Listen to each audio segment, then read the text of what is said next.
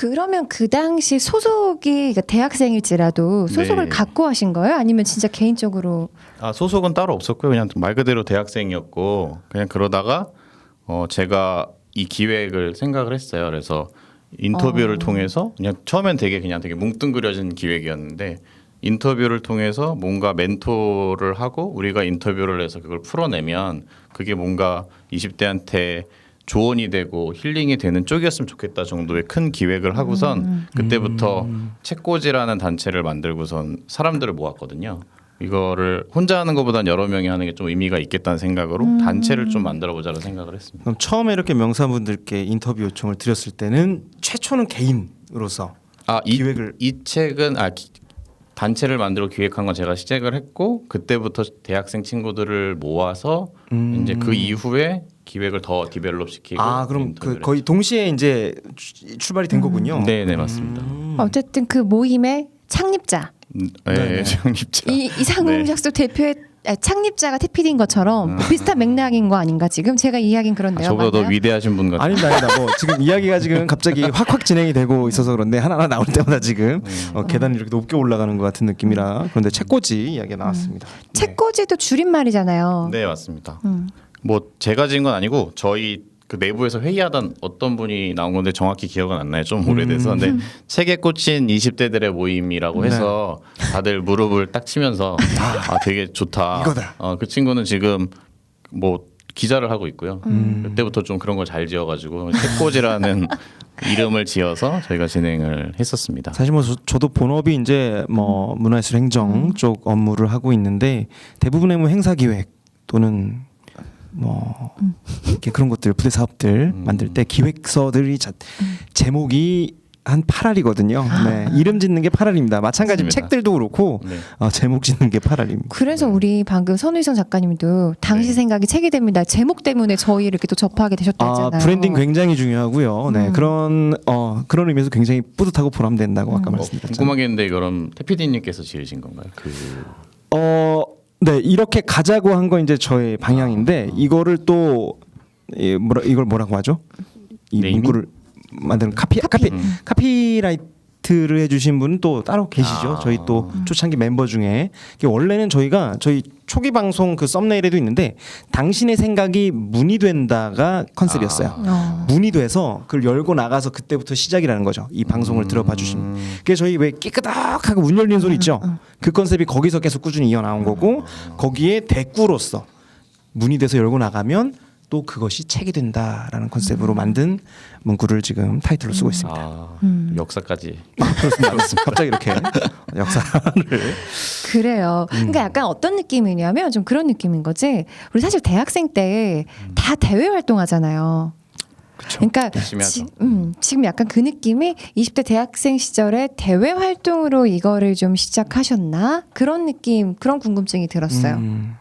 일단은 저는 뭐 이렇게 스펙을 쌓자라는 개념으로 시작은 하진 않았고요. 제 20대 때 제 목표는 내가 좋아하는 게 뭐고 잘하는 게 뭔지를 좀 찾고 싶다는 욕망이 되게 강했거든요. 그러니까 그런 걸 해야 된다고 생각을 하는데 뭘 좋아하고 그런 걸 잘 몰랐어가지고 어떤 환경에 저를 노출시키려고 계속 지속적으로 노력을 했고 그 결과가 하나의 인터뷰였던 거고 그래서 이 책도 뭔가 그런 과정에서 저를 더욱더 많은 환경에 노출시킬 수 있을 것 같은 도전이라는 생각이 좀 들어서 그래서 좀 도전이란 단어를 들으면 약간 좀 아드레날린이 올라가는 그런 성격이기도 하고 해서 저 스스로 즐겁고 이걸 통해서 참 많이 성장할 수 있을 것 같은 생각이 들어 사실은 좀 썼던 것 같아요. 그래서 오히려 대외 활동이었으면 좀 되게 재미없게 하지 않았을까.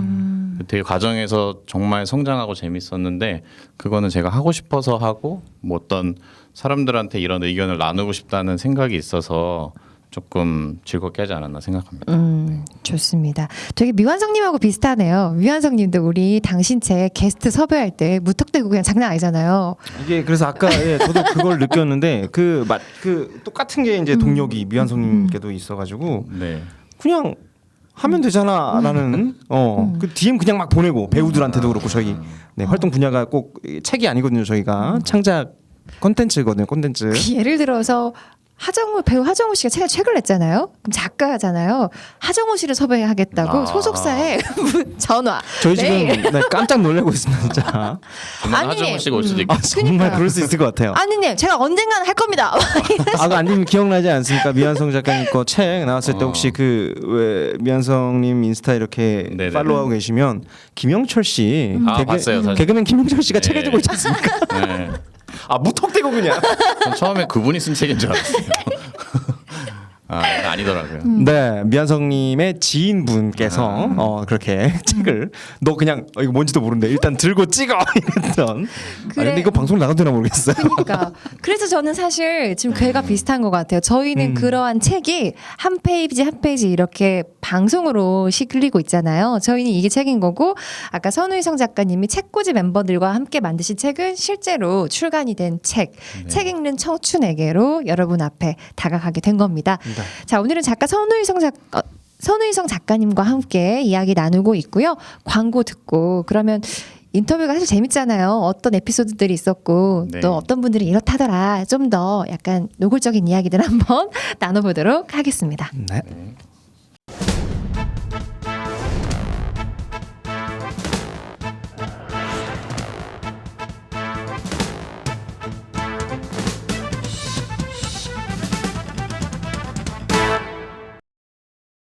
134페이지로 만나보고 있습니다. 당신 책.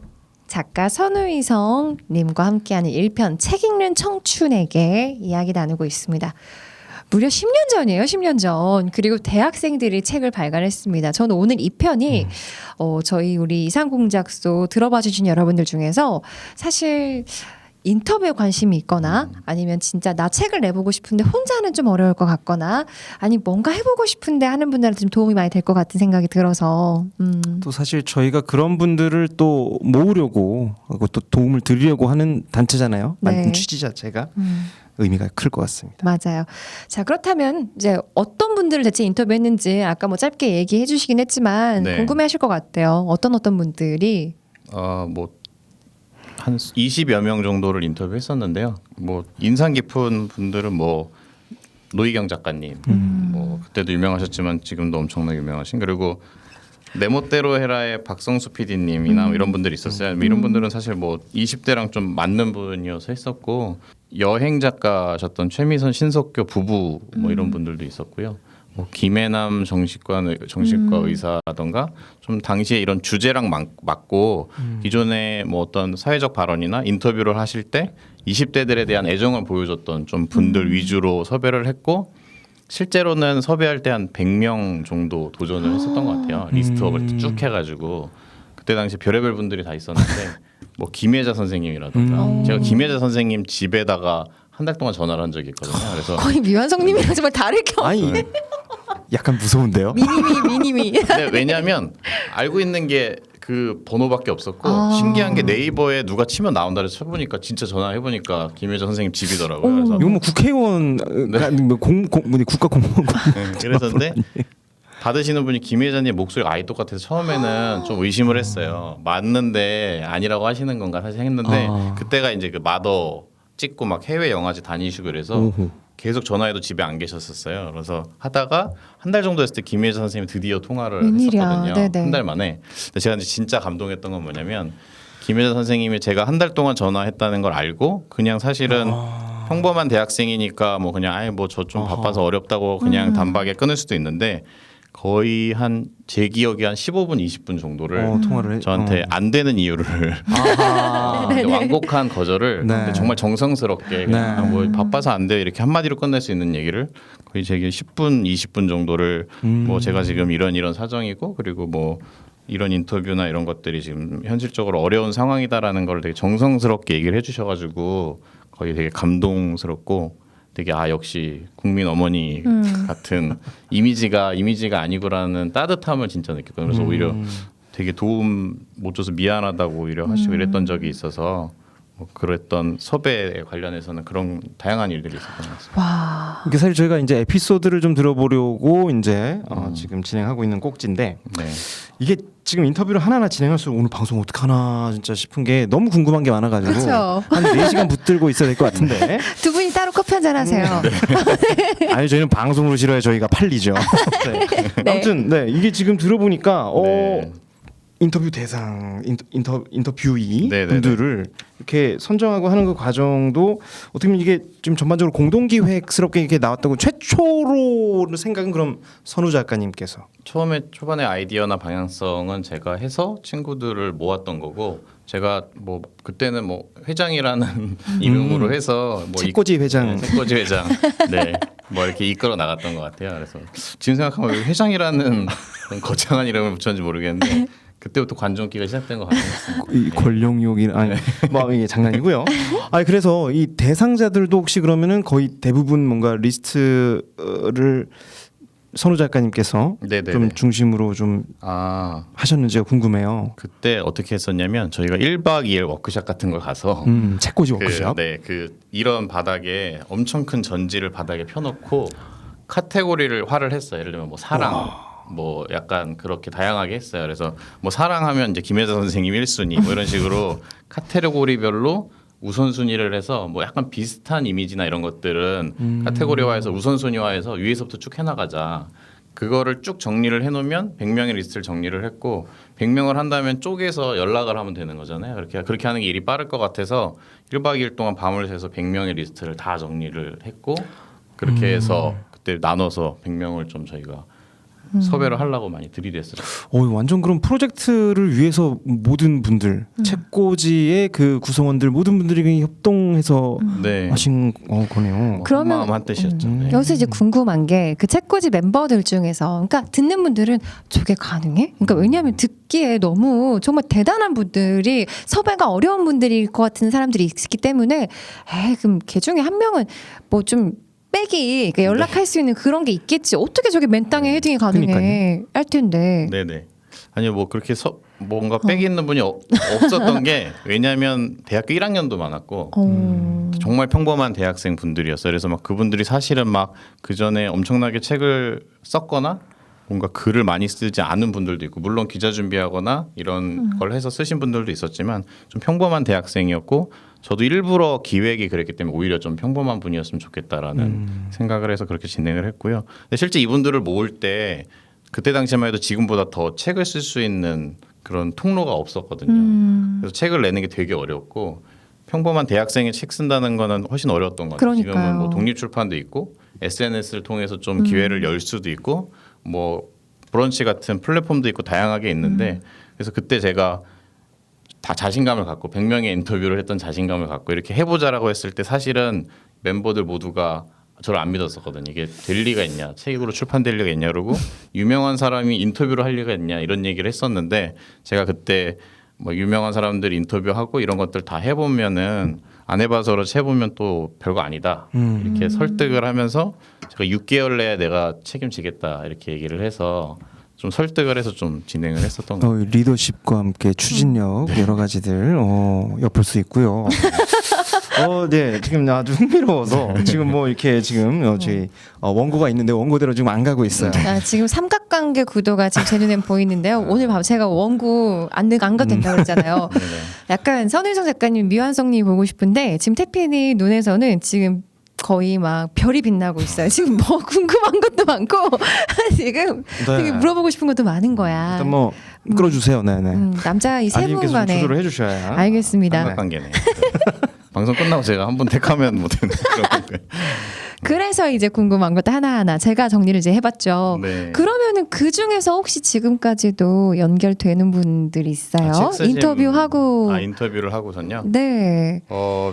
뭐 사실 되게 바쁘신 분들이고 해서 뭐 직접적으로 만나고 이러지는 않는데 뭐 연락을 하는 분들은 좀 그냥 있고요. 중간중간 인사드리고 뭐 이런 분들은 좀 있습니다. 근데 뭐 실제로 뵙고 이렇게는 지금 못 하고 있고 뭐 SNS 상으로도 막 제가 뭐 쓰면 거기에 댓글 달아서 응원해 주시는 분도 있고 어머나. 뭐 그런 정도의 그런 것들을 하고 있습니다. 그게 참 아이러니하다고 해야 될까? 그러니까 대학생이 아무것도 소속도 없는데 되겠어? 라고 하는 게 전 오히려 또 그 점이 강점으로 작용을 해서 그랬기 때문에 더 많은 분들이 이렇게 또 도와주셨던 것 같기도 하고 네네. 저도 이 책을 읽으면 참 재밌는 게 일단 저희 3명 다 어차피 화면으로 보시겠지만 20대가 아닙니다. 그래서 20대 아니죠? 모르죠. 아니. 네, 모르는 죄송해요, 거예요. 태피디님. 뭐가? 제가 너무 뭐 태피디님. 밝혔나요? 괜찮습니다. 괜찮습니다. 네. 저는 뭐 많게 보면은 뭐 네, 여기까지 하겠습니다. 그래서 사실은 저희도 이 과정을 다 겪어와서 이제 말씀을 드린다 이 얘기를 하고 싶은데 10년 전이잖아요. 그러니까 내용적으로? 저도 이 책을 읽으면 너무 재밌었던 게 뭐냐면 뭐 예를 들어 그때랑 지금 10년이 지났잖아. 맞아요. 지위가 달라지신 분들도 많고 그리고 평이 달라지신 분들 너무 많은 거야. 그래서 이게 너무 재밌는 거예요. 저는 그쵸. 네. 10년 전의 내용을 읽으니까 왜냐면 네네. 그 당시에 이야기를 하시잖아요. 맞습니다. 근황을 인터뷰가 제가 봤을 땐 가장 어려울 것 같긴 한데 우리 선우생 작가님은 해보면 어렵지 않다, 간단하다라고 얘기를 해주셨는데 좀 팁 같은 게 있을까요? 인터뷰를 섭외하는 팁이요. 뭐 섭외 팁이랄지 아니면 네. 진행할 때 왜냐면 저 같은 경우는 사실 좀 어려울 것 같아요. 어떤 말 어떻게 꺼내야 될지 아. 혹은 뭐 누가 되진 않을지 그럴 수 있을 것 같은데 뭐 그런 팁 같은 게 있으면 일단은 뭐 지금이랑 다르는데 그때 아까 말씀하셨던 그때 평범한 대학생이니까 오히려 더 이제 더 다가갈 수 있었다라는 게 저는 지금도 좀 약간 와닿고요. 그러면은 지금은 사라졌으니까 이제 팁으로 보자면 저는 일단 좀 메일을 거의 메일이 중요한 툴이니까 사실 이런 분들을 섭외할 수 있는 메일을 되게 정성스럽게 하나를 표준으로 할 수 있는 걸 썼고요. 그게 사람에 따라 좀 달라질 수 있는 하지만 디테일하게 표준으로 될 수 있는 걸 썼고 두 갈씩으로 맨 위에는 약간 이분이 혹할 만한 이야기. 그러니까 뭐 노희경 작가님이라면 예를 들면 뭐 그분의 드라마 얘기를 할 수도 있는 거고 좀 그렇게 기본 틀을 정해놓고 인터뷰에 맞춰서 맞춤형으로 이제 좀 변형을 하는 식으로 좀 메일을 좀 제대로 만들었던 것 같고 메일을 거의 기본 틀을 만드는데 몇 시간을 쓰고 계속 고치면서 정말 완성도 높은 메일을 만들었던 것이 별로 기회가 없기 때문에 그 메일 하나로 끝나기 때문에 그런 것들을 좀 많이 했던 것 같습니다. 일단 여러 가지 이제 필력이라든가 이제 그런 게 되시니까 또 이렇게 또 하실 수 있는 거라고 생각이 돼요. 근데 지금 보면은 네. 자 인터뷰 했다 이거예요. 다 이게 글도 다 모여서 편집까지 다 했어. 이게 책으로 나올 수 있을 수 있는 이유 자체가 출판사 그렇죠. 네네. 이게 어떻게 보면 가장 핵심이라고 할 수 있습니다. 이게 그렇게 했는데 아무 데서도 이걸 안 받아준다. 우리 이거 책으로 안 낼래요. 하면은 나올 수가 없지 않습니까? 이렇게 그렇죠. 책으로 네. 북로우 컴퍼니 출판사. 네. 네, 좀 요 과정을 좀 출판사의 좀 컨택 네네. 좀 말씀해 주실 수 출판 과정. 네, 이제. 그 출판과 관련 사실은 의외로 되게 심플했고요. 네. 한 방에 끝나가지고. 네. 근데 놀랍게도 그때 당시에 책을 완성하고 계약 이렇게 좀 하겠다고 한 게 아니라 아이디어만 가지고선 미팅을 했었어요. 근데 네. 그분이 정말 지금 생각해도 감사한 게 그냥 우리들한테 뭐 좋아하는 책이 뭐냐, 하고 싶은 이 책에서 하고 싶은 말이 뭐냐 이런 인터뷰 같이 그냥 자연스럽게 이야기를 하고선 거의 바로 그냥 하자고 결정을 하셔가지고 그럼 완성되면 우리랑 내자라고 약간 어느 정도 그런 언질들이 있었고 그런 것들을 하고선 저희가 원하는 일정에 맞춰서 빨리빨리 진행을 해서 완성을 해서 책을 낼 수가 있었습니다. 일단 기획 출판으로 이렇게 나오게 될 수 있었던 거네요. 네, 거의 아이디어를 팔아서 낼 수 있었던 것 같습니다. 출판사 입장에서 좋은 거 아니에요? 엄청 많이 팔렸을 것 같은데. 사실 뭐 윈윈이었던 거죠 서로. 근데 지금 소개를 받으셨다고 했는데 네. 어떻게 좀 제가 궁금한 것이 이제 그거거든요. 네. 그 컨택이 어떤 경로로 네네. 이루어지셨는지. 그 제가 아는 지인 중에 한 분이 지금 기자를 하시는 분이 있는데 그분이 저희 프로젝트에 대해서 좀 많이 도와주시고 옆에서 그 당시 당시에 책꽂이. 많이 도와주시고 뭐 조언도 많이 해주시고 실질적 도움을 많이 해주셨던 분이 있는데요. 그분께서 본인이 어느 정도 알고 있는 출판사라고 하셔서 일단 제가 당시에는 뭐 이렇게 출판사가 어떤 데인지도 잘 모르고 그렇죠. 막 대골 같은 데 있을 것 같고 뭐 만나기도 정말 어려울 것 같고 그냥 막연하긴 했는데 그거 소개를 해주셔서 만날 수 있게 됐는데 제가 이 출판사에 되게 호감을 가졌던 이유 중에 하나는 이 출판사가 계속 기부를 했었거든요. 모든 책들에 대해서. 그래서 그 대표님도 되게 기부에 대한 관심이 많으셨던 분이고 그리고 저희도 이 책을 기부 수익금을 기부하고 싶다고 얘기를 어허. 하니까 그런 부분에서 되게 좀 호감을 많이 가지셔서 오히려 저도 만나기 전부터도 그런 책들을 쓰는 곳이고 기부도 많이 하고 이런 부분에서 호감을 되게 많이 갖고 있어서 오히려 약간 양쪽 특히 출판사에서도 저희들한테 호감을 가졌던 이유도 그런 거고 그리고 특히나 그분들이 그 출판사에서 약간 어떻게 보면 사회적 약자라든가 이런 부분에 대한 관심도 많으셨는데 봉사라든가 그런 측면에서 평범한 20대가 대학생의 책을 쓴다는 거에 대해서 더 귀를 기울일 수 있는 출판사가 아니었나라고 지금은 생각을 하고 있습니다. 서로 뜻이 맞으셨네요. 맞아요. 네. 네. 그렇게 만날 수 있게 된 것도 참 인연이고 네. 정말 쉽지 않습니다. 그게 사실. 네, 되게 감사한 것 같아요. 네, 이런 걸 책을 기획을 하더라도 그게 연결이 안 되면 이렇게 생각 밖으로 나올 수가 없어요. 그럼요.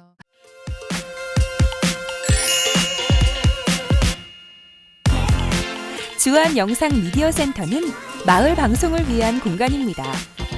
누구나 미디어를 제작할 수 있도록 교육 프로그램을 운영하고 있으며 여러분이 직접 방송에 참여할 수 있도록 도와드립니다. 즐거운 미디어 세상, 마을 방송의 모든 것. 주한 영상 미디어 센터에서 만나보세요.